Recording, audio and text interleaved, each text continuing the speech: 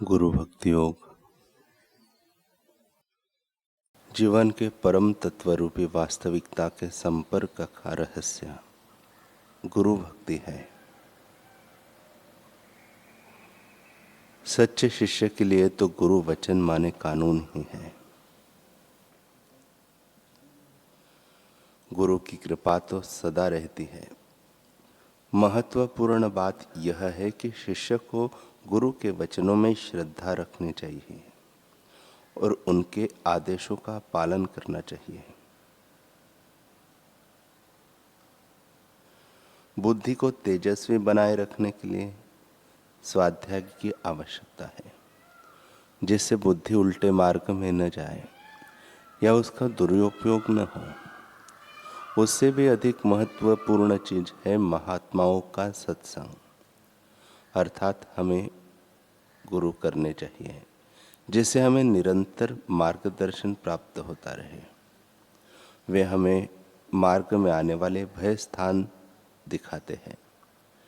फिर गुरु से प्राप्त ज्ञान की सहायता से शिष्य योग्य पथ पर आगे बढ़ने के लिए सक्षम होता है। आत्म साक्षात्कारी महापुरुष गुरु का संग प्राप्त करना मुश्किल है, किंतु वह सत्संग बहुत ही लाभकारी है। आप अगर भक्ति भाव पूर्वक ईमानदारी से प्रार्थना करेंगे तो वे स्वयं आपके पास आएंगे। इस दुनिया में उत्तम वस्तुएं अत्यंत अल्प मात्रा में होती हैं, जैसे कि कस्तूरी, केसर, रेडियम, चंदन। विद्वान सदाचारी पुरुष तथा परोपकारी स्वभाव के लोग बहुत कम होते हैं। अगर ऐसा ही है तो संतों, भक्तों, योगियों, पैगंबरों, दृष्टाओं तथा आत्म साक्षात्कारी गुरु के विषय में तो कहना ही क्या।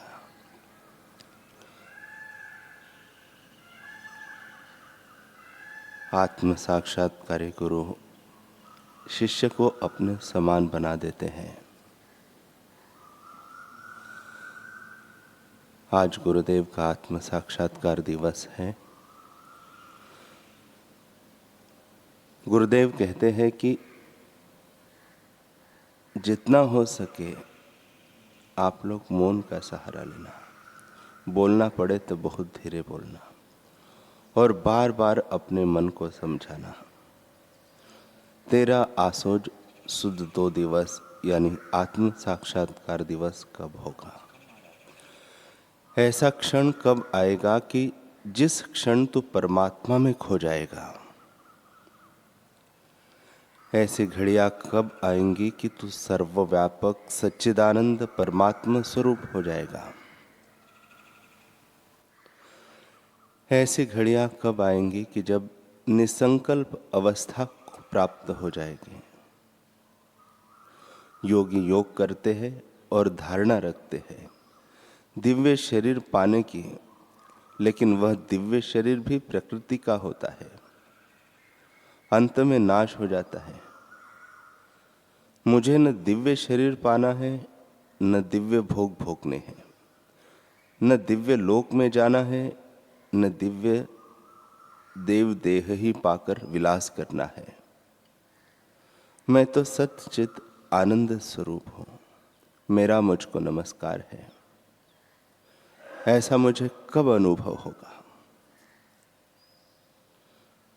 जो सबके भीतर है, सबके पास है, सबका आधार है, सबका प्यारा है, सबसे न्यारा है, ऐसे सच्चिदानंद परमात्मा में मेरा मन कब विश्रांतिवान होगा? ऐसा सोचते सोचते मन को विश्रांति की तरफ ले जाना।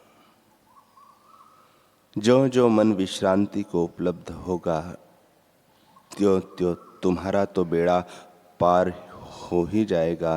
तुम्हारे दर्शन करने वाले लोग का भी बेड़ा पार हो जाएगा। आत्म साक्षात्कार के समय जो होता है उसको वाणी में नहीं लाया जा सकता है।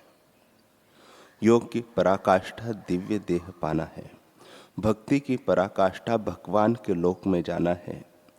धर्मानुष्ठान की पराकाष्ठा स्वर्ग सुख भोगना है। लेकिन तत्वज्ञान की पराकाष्ठा है अनंत अनंत ब्रह्मांडों में जो फैल रहा चैतन्य है, जिस कोटि कोटि ब्रह्मा होकर जिसमें लीन हो रहे हैं, जिसमें कोटि कोटि इंद्र राज्य करके भी नष्ट हो जाते हैं, जिसमें अरबों और अरबों राजा उत्पन्न होकर लीन हो जाते हैं, उस चैतन्य स्वरूप से अपने आप का ऐक्य अनुभव करना, यह आत्म साक्षात्कार की खबर है। धर्म, भक्ति, योग व साक्षात्कार में क्या अंतर है, यह समझना चाहिए। धर्म अधर्म से बचने का काम आता है। भक्ति भाव को शुद्ध करने के काम आती है। भोग हर्ष पैदा करने के काम आते हैं। योग हर्ष व शोक को दबाने के काम आता है। मन व इंद्रियों को शुद्ध करने में काम आता है। लेकिन आत्म साक्षात्कार इन सबसे ऊंची चीज है। उसके इर्द गिर्द की बातें शास्त्रों में थोड़ी बहुत आती है। धर्म से स्वर्ग आदि की उपलब्धि होती है। स्वर्ग में जाना पड़ता है। भक्ति में वैकुंठ में जाना पड़ता है सुख लेने के लिए। योग से दिव्य देह पाने के लिए प्रयत्न करना पड़ता है। किंतु साक्षात्कार सारे कर्तव्य छुड़ा देता है। साक्षात्कार का अर्थ है कि जो सच्चित आनंद स्वरूप परमात्मा है, उसमें मन का भली भांति तदाकार हो जाना। जैसे समुद्र से तरंग तदाकार हो जाती है, ऐसे ब्रह्मवेत्ता ब्रह्मविद हो जाता है। उसकी वाणी वेदवाणी हो जाती है। लौकिक भाषा हो या संस्कृत, भ्रम भेद मिटाकर अभेद आत्मा में जगह देती है। साक्षात्कार कैसा होता है, इसके बारे में कितना भी प्रयत्न किया जाए, उसका पूर्ण वर्णन नहीं हो सकता।